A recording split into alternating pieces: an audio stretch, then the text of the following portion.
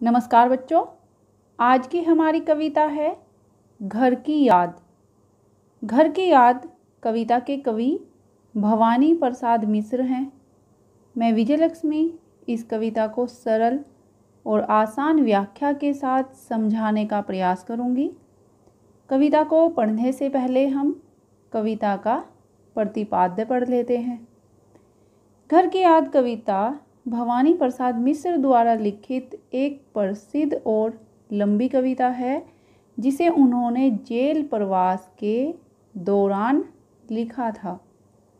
कवि को 1942 के असहयोग आंदोलन में भाग लेने के कारण अंग्रेजी सरकार द्वारा 3 वर्ष के कारावास की सजा दी गई थी। अर्थात कवि ने स्वतंत्रता प्राप्ति के लिए असहयोग आंदोलन में भाग लिया था, जिसके परिणाम स्वरूप अंग्रेजी सरकार ने इन्हें 3 वर्ष के कारावास की सजा दी। यह कविता कवि की भावपूर्ण अभिव्यक्ति है, जिसमें उन्होंने घर के प्रति अपने लगाव तथा परिजनों की उभरती स्मृतियों की मार्मिक प्रस्तुति की है। अर्थात कवि ने कारावास में रहकर अपने परिजनों के प्रति लगाव और अपने परिजनों की स्मृतियों को इस कविता में प्रस्तुत किया है। कारावास के दौरान सावन के बादलों को देखकर कवि को अपने घर की याद आती है। कवि को याद आती है कि उसकी बहन भी मायके आई होगी। कवि को अपनी अनपढ़ माँ की भी याद आती है, जो पुत्र के दुख से व्याकुल होगी, क्योंकि कवि जेल में है। कवि सावन को दूत बनाकर अपने माता पिता के पास अपनी कुशलता का संदेश पहुँचाने का प्रयास करता है, जिससे कवि के प्रति उनकी चिंता कम हो सके। कहने का अभिप्राय है कि कवि चाहता है कि कवि के माता पिता कवि के दुख से दुखी न हो। वह अपनी कुशलता का संदेश अपने माता पिता तक पहुंचाना चाहता है। कविता घर की याद और कवि भवानी प्रसाद मिश्र। कविता के संदर्भ में आप पुस्तक का नाम, कविता का नाम और कवि का नाम लिखोगे, और कविता की जितनी भी पंक्तियां हैं उन सभी के प्रसंग में आप लिखोगे। यह कविता जेल प्रवास के दौरान भवानी प्रसाद मिश्र जी ने लिखी थी। एक रात लगातार बारिश हो रही थी, तो कवि को अपने घर की याद आती है और कवि इस कविता के माध्यम से अपने मन की पीड़ा को व्यक्त करते हैं। आज पानी गिर रहा है, बहुत पानी गिर रहा है, रात भर गिरता रहा है, प्राण मन घिरता रहा है, बहुत पानी गिर रहा है, घर नज़र में तिर रहा है, घर की मुझसे दूर है जो, घर खुशी का पूर है जो। यहाँ पर इन पंक्तियों में गिर शब्द का अर्थ है बरसना और प्राण मन घिरना, इसका अर्थ है प्राणों और मन में छा जाना। तिर का अर्थ है तैरना और खुशी का पूर का अर्थ है खुशियों का भंडार। तो कवि कह रहे हैं कि आज बादलों से पानी बरस रहा है, बहुत पानी गिर रहा है और यह पानी बहुत अधिक बरस रहा है, रात भर गिरता रहा है और यह पानी वर्षा के रूप में रात भर बरसता रहा है। प्राण मन घिरता रहा है। प्राण मन घिरने का अर्थ है प्राणों और मन में छा जाना। जिस प्रकार आकाश में बादल घिरकर बारिश करने लगते हैं, उसी प्रकार से कवि के मन में घर की स्मृतियाँ आ जाती हैं, घर की यादें आ जाती हैं। जैसे जैसे वर्षा का पानी गिरता है, वैसे वैसे ही कवि का हृदय और कवि के प्राण घर की स्मृतियों से घिरते जा रहे हैं। बहुत पानी गिर रहा है, घर नज़र में तिर रहा है। तो कवि कहते हैं कि इस घनघोर वर्षा के समय में अपना घर कवि की आँखों में तैर रहा है। अर्थात घर की स्मृतियाँ, घर की यादें कवि की आँखों में उभर आई हैं। घर की मुझसे दूर है जो, घर खुशी का पूर है जो। कवि कहते हैं कि वह घर जो मुझसे दूर है, परंतु उस घर में सभी खुशियाँ समाई हुई हैं, क्योंकि घर जो होता है वह स्वर्ग के समान होता है। एक व्यक्ति अपने घर में सभी खुशियों का अनुभव कर सकता है, इसलिए घर को स्वर्ग भी कहा जाता है। इसलिए कवि ने भी घर को खुशियों का भंडार कहा है। तो यहाँ इन पंक्तियों में भाषा सहज व सरल है, खड़ी बोली है और तुकांत छंद है। कविता की सभी पंक्तियों में भाषा सहज व सरल, खड़ी बोली है और तुकांत छंद है। और यहाँ पर पानी गिर रहा है में यमक अलंकार है और घर नज़र में तिर रहा है में एक दृश्य बिंब उभरता है। घर के घर में चार भाई, मायके में बहन आई, बहन आई बाप के घर, हाय रे परिताप के घर। घर के घर में सब जुड़े हैं, सबकी इतने कब जुड़े हैं। चार भाई चार बहिनें, भूजा भाई प्यार बहिनें। मायके का अर्थ है बाप के घर और परिताप का अर्थ है दुख। तो कवि को जेल में रहकर अपने घर की याद आती है। कवि के घर में चार भाई हैं। वह सोच रहा है कि उसकी बहन मायके में यानी अपने पिता के घर आई है और यहाँ आकर उसे दुख ही मिला, क्योंकि उसका एक भाई जेल में बंद है और घर में आज सभी इकट्ठे हुए होंगे, क्योंकि सावन का महीना है और सावन के महीने में रक्षाबंधन का त्यौहार भी आता है। तो कवि ऐसी कल्पना कर रहा है कि मायके में बहन आई होगी, या फिर कवि को किसी ने ऐसी जानकारी दी होगी कि उसकी बहन मायके में आई हुई है। तो ऐसे अवसर, ऐसे मौके बहुत ही कम आते हैं जब सभी इकट्ठे होते हैं। चार बहनें और चार भाई सभी मिलकर बैठे होंगे और भाई रक्षा करने वाली भुजाओं के समान हैं, तो बहनें उन भुजाओं पर बंधे हुए प्यार की भांति हैं। कहने का अभिप्राय है कि भाई भुजा के समान कर्मशील व बलिष्ठ हैं और बहनें स्नेह की, प्यार की भंडार हैं। तो यहाँ इन पंक्तियों में भुजा भाई में उपमा व अनुप्रास अलंकार है और यहाँ पर संयुक्त परिवार का आदर्श उदाहरण प्रस्तुत किया गया है।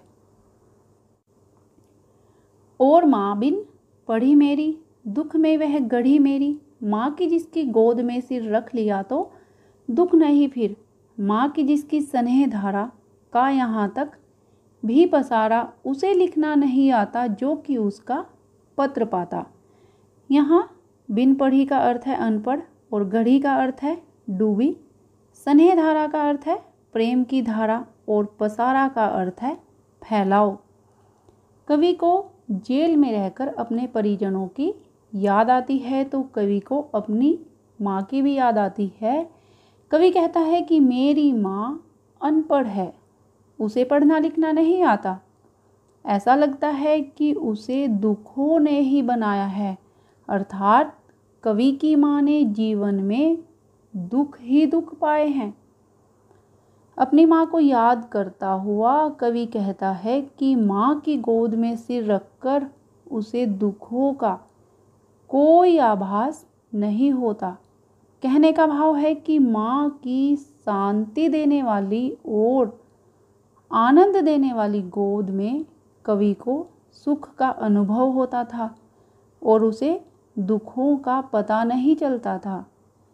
कवि का मानना है कि माँ की प्रेम की धारा इतनी विस्तृत है कि वह कारावास तक फैली हुई है, अर्थात माँ दूर होते हुए भी अपने हृदय से कवि को आशीर्वाद देकर स्नेह लुटाती रहती है।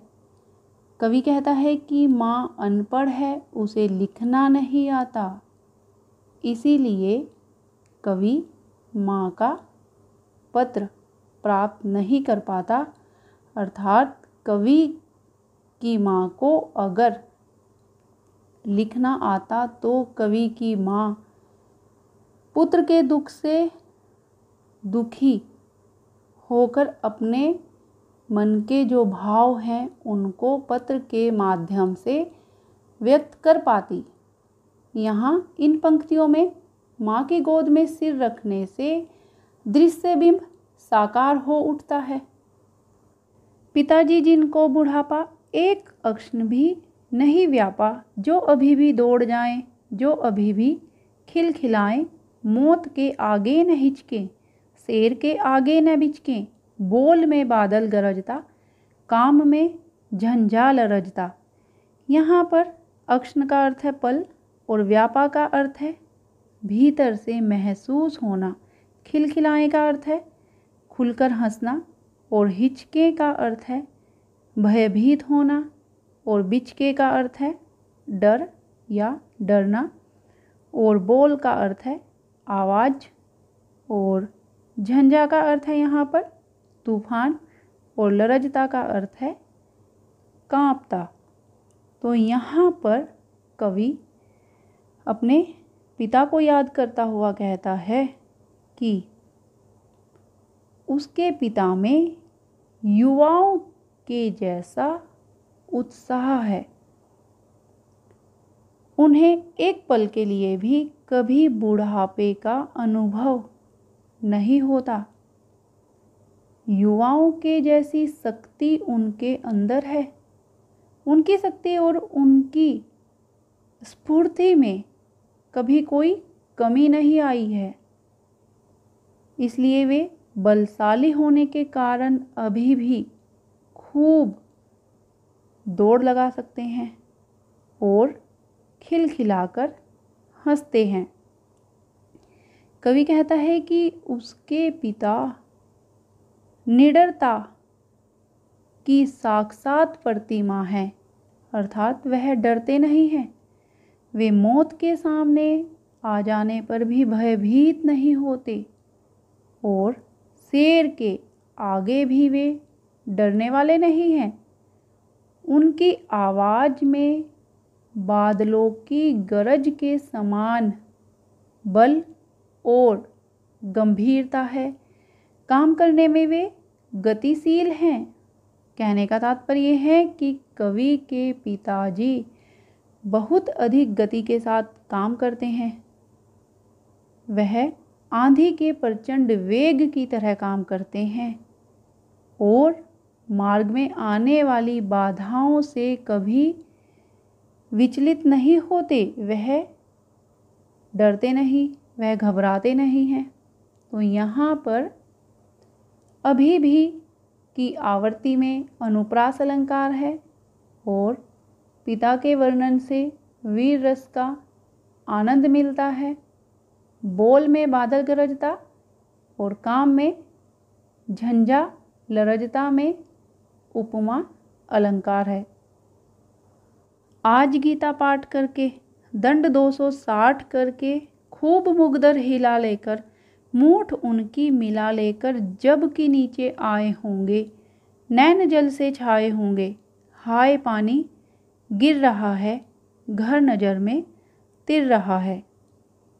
तो यहाँ पर दंड का अर्थ है एक प्रकार का व्यायाम और मुगदर का अर्थ है व्यायाम करने का उपकरण और मूठ का अर्थ है पकड़ने का स्थान और नैन का अर्थ है आँखें। तो यहाँ पर कवि अपने पिता के बारे में बताते हुए कहते हैं कि आज भी उन्होंने सुबह नियमानुसार गीता का पाठ किया होगा। और उसके बाद 260 दंड निकालकर मुट्ठी में मुकद्दरों को पकड़ा होगा और उन्हें हिलाते हुए खूब व्यायाम किया होगा। व्यायाम करने के बाद जब वे नीचे आए होंगे तो मुझे याद कर उनकी आँखों में आंसू बह निकले होंगे। अन्य बहन भाइयों में मुझे न देखकर वह रो पड़े होंगे। तो यहाँ कवि दुखी होते हुए कहता है कि आज बहुत अधिक पानी बरस रहा है और पानी के बरसने के साथ साथ ही कवि की आँखों में घर की स्मृतियाँ, घर की यादें तैर रही हैं। अर्थात कवि को अपने घर की याद आ रही है। यहाँ इन पंक्तियों में पिता के संस्कारी रूप, स्वस्थ शरीर व भावुकता का वर्णन किया गया है और पिताजी का दृश्य बिंब यहाँ साकार हो उठता है। 4 भाई 4 बहिनें, भूजा भाई प्यार बहिनें, खेलते या खड़े होंगे नजर उनको पड़े होंगे। पिताजी जिनको बुढ़ापा एक अक्षण भी नहीं व्यापा, रो पड़े होंगे बराबर 5 वे का नाम लेकर। तो यहाँ पर अक्षण का अर्थ है पल और व्यापा का अर्थ है भीतर से महसूस होना। तो कवि सोच रहे हैं कि पिताजी गीता का पाठ और व्यायाम करने के बाद जब नीचे आए होंगे तब चारों भाई और चारों बहनें वहाँ या तो खड़े होंगे या फिर प्यार से खेल रहे होंगे। भाई जो कि भुजाओं के समान हैं और बहनें भुजाओं पर बंधे प्यार के समान हैं। पिता ने उन्हें खेलते हुए भाई बहनों को जब देखा होगा तो वे पिता जिन पर एक पल के लिए भी बुढ़ापा व्याप्त नहीं हो पाया, अर्थात जिन्होंने बुढ़ापे को महसूस ही नहीं किया, जिनमें युवाओं के जैसी शक्ति और उत्साह है, वे अपने 5वें पुत्र को वहाँ न पाकर रो पड़े होंगे और 5वें पुत्र को याद कर उनका हृदय दुखी हो गया होगा और उनकी आँखों से आंसुओं की धारा बह निकली होगी। तो यहाँ पर भूजा भाई में उपमा व अनुप्रास अलंकार है और यहाँ इन पंक्तियों में संयुक्त परिवार का आदर्श रूप प्रस्तुत किया गया है। 5वां मैं हूँ अभागा, जिसे सोने पर सुहागा पिताजी कहते रहे हैं, प्यार में बहते रहे हैं। आज उनके सवर्ण बेटे लगे होंगे उन्हें हेटे, क्योंकि मैं उन पर सुहागा बंधा बैठा हूँ अभागा। यहाँ पर अभागा का अर्थ है भाग्यहीन और सुहागा का अर्थ है किसी व्यक्ति या वस्तु का दूसरे से बेहतर होना यानी अच्छा होना। और प्यार में बहने का अर्थ है भाव विभोर हो जाना। सवर्ण का अर्थ है सोना और हेटे का अर्थ है छोटा या तुच्छ। तो कवि को कारावास में रहकर अपने पिता की याद आ जाती है और कवि को याद आती है कि पिता अपने चारों पुत्रों को सोना मानते थे और कवि को सोने पर सुहागा माना करते थे। पिताजी कवि को भाग्यवान मानते थे, वे कवि से बहुत अधिक प्यार करते थे और अब कवि को लगता है कि कारावास में बंद होने के कारण वह भाग्यहीन हो गया है। कवि अब स्वयं को अभागा इसलिए भी मानते हैं क्योंकि वह अब अपने पिता से दूर है और यहाँ कारावास के एकांत में बैठा है। कवि को ऐसा लग रहा है कि जब पिता ने अपने चारों पुत्रों को देखा होगा और 5वां पुत्र उन्हें याद आया होगा तो उस समय उन्हें अपने सोने के समान लगने वाले चारों पुत्र छोटे लगे होंगे, क्योंकि सोने पर सुहागा कहा जाने वाला जो पांचवा पुत्र है अर्थात कवि तो भाग्यहीन बनकर जेल में बंद है। यह सोचकर पिता जी को बहुत अधिक दुख हुआ होगा। तो यहाँ इन पंक्तियों में सोने पर सुहागा मुहावरे का सुंदर प्रयोग किया गया है, जिससे पता चलता है कि पिताजी को कवि से बहुत अधिक प्यार था। और माँ ने कहा होगा, दुख कितना बहा होगा, आँख में किस लिए पानी, वहाँ अच्छा है भवानी, वह तुम्हारा मन समझकर और अपनापन समझकर गया है सो ठीक ही है, यह तुम्हारी लीक ही है। यहाँ पर पानी शब्द का अर्थ है आंसू और लीक का अर्थ है परंपरा। तो यहाँ कवि कह रहे हैं, सोच रहे हैं कि जब पिता कवि को याद करके रोए होंगे तो माँ ने उन्हें समझाया होगा, और पिता को समझाते समझाते माँ के भीतर जो दुख समाया हुआ है वह भी आंसुओं के रूप में बह निकला होगा, और माँ पिता से कह रही होगी, तुम बेकार में ही अपने आंसू बहा रहे हो, हमारा पुत्र भवानी वहाँ अच्छा ही होगा। यदि वह कारावास गया है तो यह तुम्हारी शिक्षाओं का ही फल है।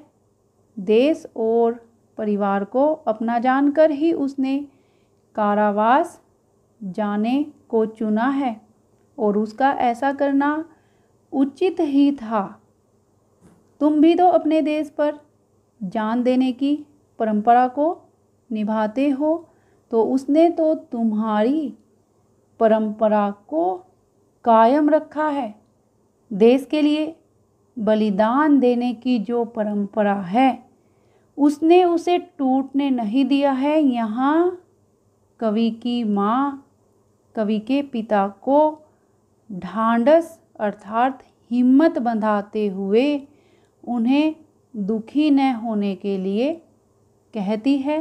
तो यहाँ इन पंक्तियों में माँ के द्वारा धैर्य बंधाने का स्वाभाविक वर्णन किया गया है, और लीक पर चलना मुहावरे का प्रयोग हुआ है। पाँव जो पीछे हटाता, कोख को मेरी लजाता, इस तरह हो न कच्चे रो पड़ेंगे और बच्चे। पिताजी ने कहा होगा, हाय कितना सहा होगा, कहाँ मैं रोता कहाँ हूँ, धीर मैं खोता कहाँ हूँ। तो यहाँ पर पाँव पीछे हटाने का अर्थ है कर्तव्य से हटना, और कोख को लजाने का अर्थ है माँ को लज्जित करना, और कच्चे का अर्थ है कमज़ोर, और यहाँ धीर का अर्थ है धैर्य।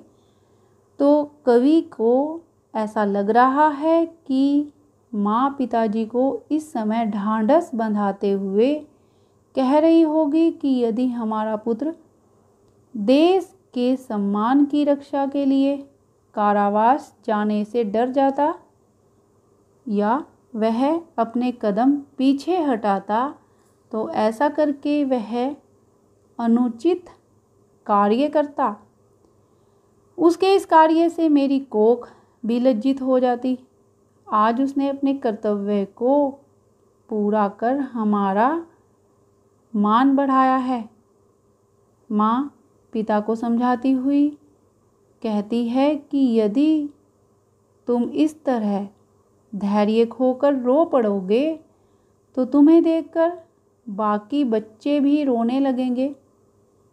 तो यहाँ कवि के सामने एक स्मृति चित्र उभर आता है कि माँ की बात सुनकर पिताजी ने अपना सारा दुख अपने भीतर ही सहन कर लिया होगा और कहा होगा कि मैं कहाँ रो रहा हूँ, मैं कभी धैर्य नहीं खोता। यहाँ कवि यह स्पष्ट करना चाहते हैं कि पिता उसकी माँ से अपने आंसू और अपना दुख छिपाने का प्रयास कर रहे होंगे। तो यहाँ इन पंक्तियों में पाँव पीछे हटाना, कोख लजाना मुहावरों का प्रयोग हुआ है और पिताजी की भावुकता का यहाँ सजीव वर्णन किया गया है।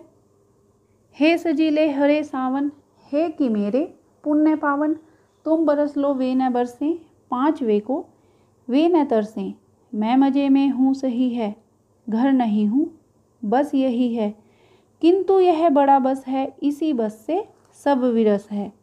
तो यहाँ पर सजीले का अर्थ है हरियाली से सजे और पुण्य पावन का अर्थ है बहुत अधिक पवित्र, और बस का अर्थ है यहाँ केवल, और इस बस का अर्थ है यहाँ नियंत्रण, और यहाँ विरस का अर्थ है रसहीन। तो कवि सावन को संबोधित करते हुए कहता है कि हे हरियाली से सजे धजे सावन, तुम बड़े ही पवित्र और पुण्य हो। मैं चाहता हूँ कि तुम मेरे घर जाकर खूब बरसो। तुम्हारा बरसना मुझे स्वीकार है, परंतु इतना करना कि मेरे माता पिता की आँखों में मुझे याद करके आंसू न आए, अर्थात मेरे माता पिता के नेत्र न बरसें। उन्हें मेरी सुख शांति का संदेश देना। वे अपने चारों पुत्रों के बीच प्रसन्नता का अनुभव करें और वे अपने 5वें पुत्र के लिए कभी न तरसें। हे सावन, तुम मेरे माता पिता को जाकर मेरी कुशलता का संदेश देना और कहना कि मैं यहाँ ठीक हूँ। वे मेरी चिंता बिल्कुल न करें। मैं बहुत मज़े में जीवन व्यतीत कर रहा हूँ। केवल एक ही कमी है कि मैं घर पर नहीं हूँ।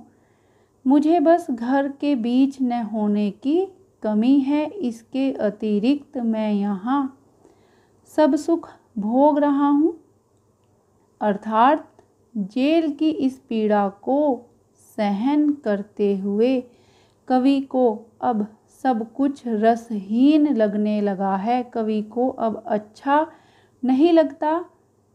तो कवि फिर भी सावन से कह रहे हैं कि ये सब मेरे माता पिता से कभी न कहना।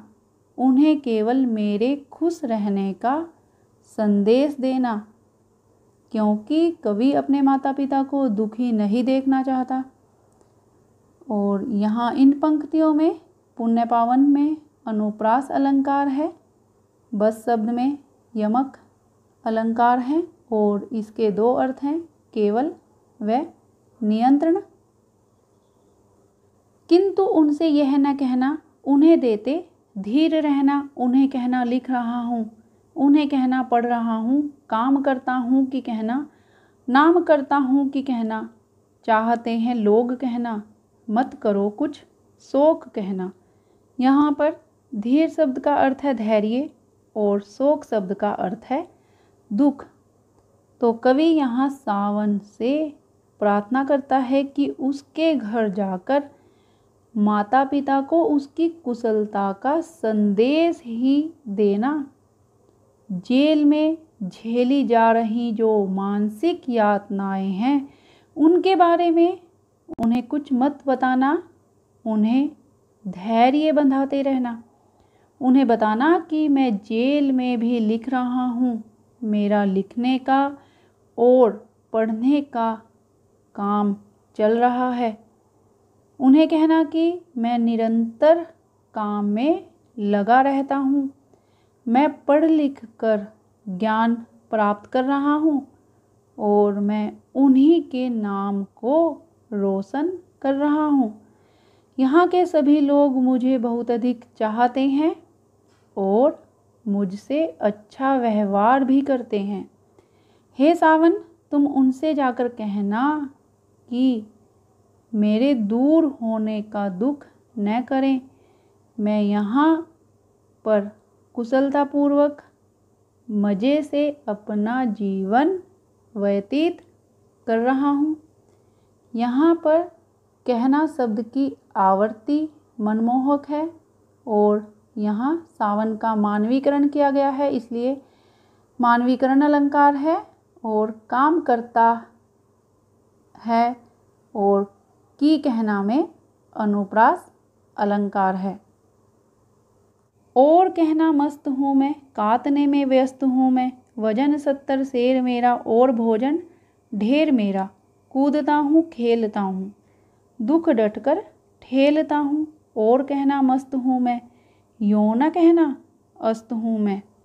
तो यहाँ पर मस्त होने का अर्थ है अपने में मग्न रहना और व्यस्त होने का अर्थ है लीन और 70 शेर का अर्थ है 63 किलोग्राम और ठेलता का अर्थ है दूर भगाना और अस्त होने का अर्थ है निराशा से। तो यहाँ कवि सावन को संबोधित करते हुए कहता है कि तुम मेरे घर जाकर मेरे माता पिता से कहना कि मैं यहाँ पर मस्ती में जीवन बिता रहा हूँ और गांधी जी की परंपरा के अनुसार सारा दिन चरखा काटने में लीन रहता हूँ और मैं यहाँ ढेर सारा भोजन करता हूँ जिससे मेरा वजन 70 शेर हो गया है और मैं यहाँ पर कूदता और खेलता रहता हूँ। और कवि का कहने का अभिप्राय है कि मैं दुखों को अपने पास फटकने नहीं देता, मैं उन्हें दूर धकेल देता हूँ। तो इसलिए हे सावन, तुम मेरे माता पिता को मेरी कुशलता का ही समाचार सुनाना। उन्हें ये मत कहना कि जेल में रहकर मेरा मन और मेरा शरीर अस्त होने लगा है। अर्थात कवि अपने माता पिता से छिपाना चाहता है कि पौष्टिक भोजन न मिलने के कारण जहाँ उसका शरीर कमज़ोर हो गया है, वहाँ उचित वातावरण के अभाव में मानसिक यातनाओं के कारण उसका मन भी रोगी हो गया है। तो यहाँ इन पंक्तियों में डटकर ठेलना, अस्त होना मुहावरों का सुंदर प्रयोग हुआ है और यहाँ पर कवि ने वास्तविकता को छिपाकर सावन के माध्यम से अपनी कुशलता का समाचार भेजा है। हाय रे ऐसा न कहना है कि जो वैसा न कहना, कहना देना जागता हूँ आदमी से भागता हूँ, कहना देना मौन हूँ मैं, खुद न समझूँ कौन हूँ मैं, देखना कुछ बक न देना, उन्हें कोई शक न देना। हे सजीले हरे सावन, हे कि मेरे पुण्य पावन, तुम बरस लो वे न बरसें, पाँच वे को वे न तरसें। तो यहाँ पर मौन शब्द का अर्थ है चुपचाप और बक न देना का अर्थ है फिजूल या बेकार की बात कहना और शक का अर्थ है संदेह और सजीले का अर्थ है हरियाली से सजे और पुण्य पावन का अर्थ है बहुत अधिक पवित्र। तो कवि यहाँ पर सावन को फिर से संबोधित करते हुए कहता है कि हे सावन, तुम मेरे माता पिता को मेरी कुशलता का ही संदेश देना, उन्हें वह सब कुछ मत बताना जिन परिस्थितियों को मैं वास्तविकता में भोग रहा हूँ। यह न कहना कि मैं रात रात भर जागता रहता हूँ और दुखों के कारण मेरी नींद ही उड़ गई है। अब तो मानसिक यातनाएं इतनी बढ़ गई हैं कि मैं आदमी का सामना ही नहीं करना चाहता। मैं तो किसी भी आदमी का सामना करने से डरने लगा हूँ, परंतु मेरे माता पिता से ये बात मत बताना। मैं चुपचाप रहता हूँ, मेरा किसी से बोलने का मन नहीं करता। यहाँ जो मानसिक यातनाएं हैं उनको सह सह कर मैं अपने ही अस्तित्व को अर्थात अपने आप को भूलने लगा हूँ, यह भी मत बताना। और कवि फिर सावन को बड़ी दृढ़ता से समझाते हुए कहते हैं कि तुम मेरे माता पिता के सामने जाकर कुछ भी असलियत न बताना, क्योंकि उन्हें किसी भी प्रकार का शक न होने पाए कि तुम झूठ बोल रहे हो। हे हरियाली से भरे सजे हुए पवित्र सावन, तुम मेरे घर जाकर खूब बरसना। तुम्हारा बरसना मुझे स्वीकार है। इस बात का ध्यान रखना कि मुझे याद कर मेरे माता पिता की आँखों में आंसू न आए। वे अपने चारों पुत्रों के साथ ही खुश रहें और उन्हें पांचवे की याद न आए। उन्हें अपने पांचवे पुत्र के लिए तरसना न पड़े। तो यहाँ पर इन पंक्तियों में आदमी से भागता हूँ में कवि की पीड़ा का वर्णन किया गया है और सावन का यहाँ मानवीकरण हुआ है, इसलिए मानवीकरण अलंकार है। और पुण्य पावन में अनुप्रास अलंकार है। तो ये कविता यहीं पर समाप्त होती है और मैं आशा करती हूँ कि आपको यह कविता समझ आई होगी। धन्यवाद।